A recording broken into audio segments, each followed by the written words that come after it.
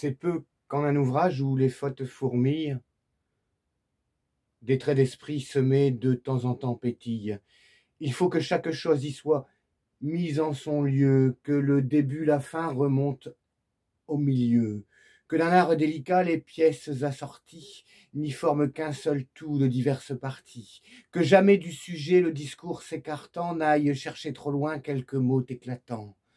Craignez-vous pour vos vers la censure publique?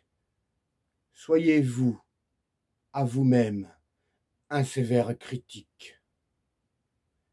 L'ignorance toujours est prête à s'admirer.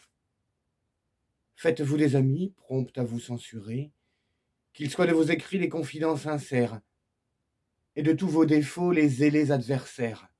Dépouillez devant eux l'arrogance d'auteur, mais sachez de l'ami discerner le flatteur. Tel vous semble applaudir qui vous raille et vous joue. Aimez qu'on vous conseille et non pas qu'on vous loue. Un flatteur aussitôt cherche à se récrier. Chaque vers qu'il entend le fait extasier. Tout est charmant divin, aucun mot ne le blesse. Il trépigne de joie, il pleure de tendresse. Il vous comble partout d'éloges fastueux. La vérité n'a point cet air impétueux.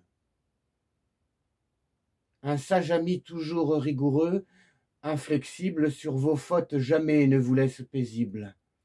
Il ne pardonne point les endroits négligés. Il renvoie en leur lieu les vers mal arrangés. Il réprime des mots l'ambitieuse emphase. Ici le sens le choque, et plus loin c'est la phrase.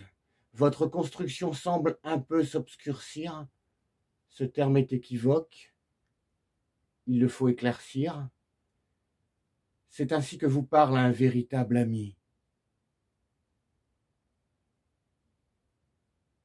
Mais souvent, sur ces vers, un auteur intraitable, à les protéger tous, se croit intéressé, et d'abord prend en main le droit de l'offenser.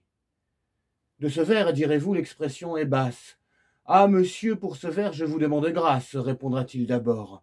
Ce mot me semble froid, je le retrancherai, c'est le plus bel endroit. Ce tour ne me plaît pas, tout le monde l'admire, ainsi toujours constant à ne point se dédire. Qu'un mot dans son ouvrage ait paru vous blesser, c'est un titre chez lui pour ne point l'effacer. Cependant, à l'entendre, il chérit la critique. Vous avez sur ces vers un pouvoir despotique, mais tout ce beau discours dont il vient vous flatter n'est rien qu'un piège adroit pour vous les réciter. Aussitôt il vous quitte, et content de sa muse, s'en va chercher ailleurs quelque fat qu'il abuse, car souvent il en trouve. Ainsi qu'en sots auteurs, notre siècle est fertile en sots admirateurs. Et sans eux, que fournit la ville et la province? Il en est chez le duc, il en est chez le prince, l'ouvrage le plus plat, chez les courtisans, de tout en rencontrer de zélés partisans. Et pour finir enfin par un trait de satire, un sot trouve toujours un plus beau sot qu'il admire.